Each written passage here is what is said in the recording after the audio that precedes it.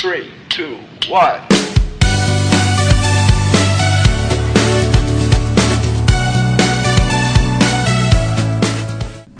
大家好啊！嗱，呢排咧溫哥華嘅天氣咧，真係開始變得又凍又濕，嗰啲凍啊真係入骨入心啊，連個心情都好似俾嗰啲冬雨打到濕晒咁樣。而我咧就喺忙碌工作之間咧，忽然啊明白咗一個道理，就係生活咧唔可以淨係向前衝啊衝咁樣嘅，係要學識停一停，充一充電，咁先行得更遠噶嘛。所以今次咧，我就選擇咗離開非常寒冷嘅溫哥華啦，向呢個和暖嘅亞洲去出走。嗱，呢個旅程咧唔單止係放假咁簡單噶，更加係一種情緒資產嘅投資。嗱，第一站咧，我哋會去到廣東，就係味蕾嘅鄉愁啦。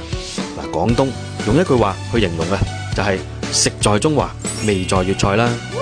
有嘅味道啊，喺溫哥華真係好難揾得翻噶。你睇下啲香氣、啲火候，係啲文化，更加係一種回到根嘅舒適感啊！嗱，我哋落到機之後咧，先喺香港停一停歇一歇先，感受下個城市跳動嘅脈搏啊嘛。然後啊，我哋再坐呢個 VIP 嘅專車去過關，一路向住台山啊、佛山咁樣去進發。嗱，嚟到佛山咧，啲朋友就會話嚟到呢度唔打翻兩場波，點算嚟過㗎？結果咧，我就被拉咗入去佢嘅會員嘅球場嗰度。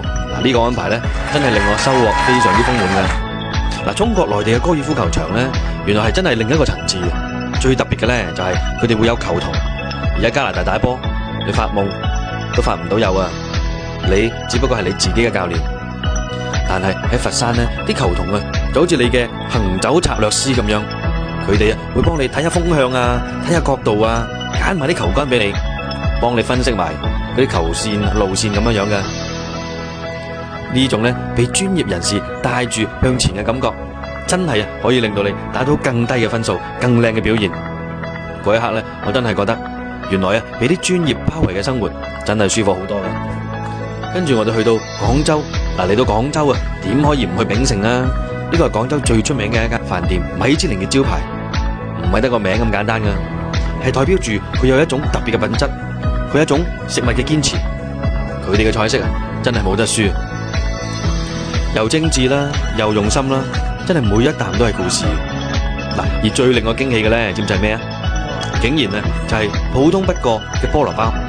呢個菠蘿包入邊真係有菠蘿噶，佢香脆嘅皮，熱辣辣嘅香氣，哇！加埋嗰種淡淡嘅實在感，咬落去嗰一刻咧，你先至會明白，有啲快樂真係好簡單。嗱，當然啦，乳鴿啊，都係一定要點噶啦。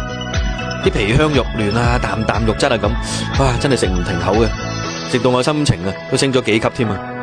好似一邊食一邊做呢個心理治療咁樣樣。呢個亞洲之旅呢，只不過係開始啫，唔單止係吃喝玩樂噶，仲有探親啊、見下面咁樣樣，同啲朋友放鬆下個身心啦，仲係重新調節節奏，提升我嘅工作狀態，再度出發幾個旅程。